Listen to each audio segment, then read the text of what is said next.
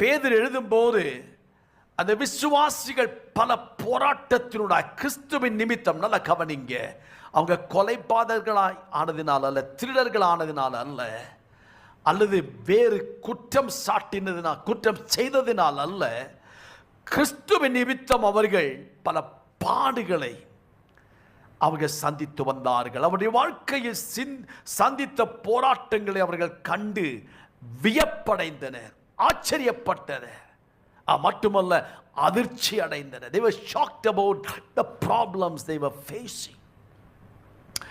அவர்கள் எதிர்பார்த்தது, இயேசுவை விசுவாசித்து விட்டால் ஆசீர்வாதங்களும் சந்தோஷமும் மேலும் பொருளாதாரமும் பெருகும் என்பதாக இருந்தது.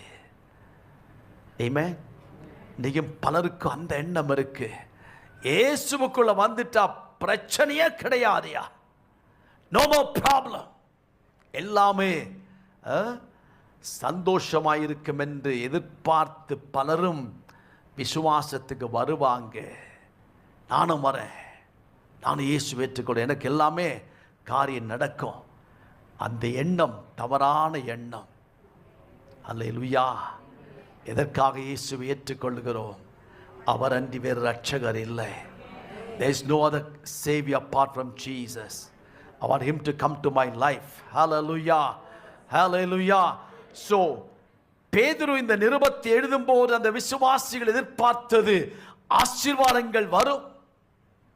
ஆமென். இன்னைக்கு ஆசீர்வாத டிவியே இருக்கு. என்னங்க? ஆசீர்வாதம் கொட்டப்படுகிறது.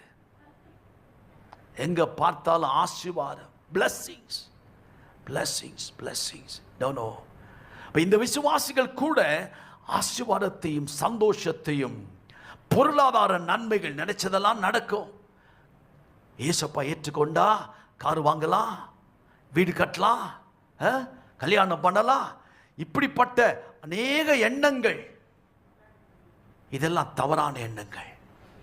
இதெல்லாம் கூட கொடுக்கப்படும். இதுக்காக இயேசுவை ஏற்றுக்கொள்ளக்கூடாது. ஆமென். முதலாவது தேவனுடைய ராஜ்யத்தையும் அப்படி நீதியும் தேடுங்கள், அப்பொழுது அப்போ first priority, first importance, seek the Lord, seek the Lord. அவரை பின்பற்றினால் நீ வெட்கப்பட்டு போக மாட்டாய். ஆனால் பிரச்சனைகள், போராட்டங்கள், உபத்திரவங்கள் வாழ்க்கையில் நிச்சயம் வரும். ஆமென். கர்த்தருடைய நாமத்துக்கு ஸ்தோத்திரம்.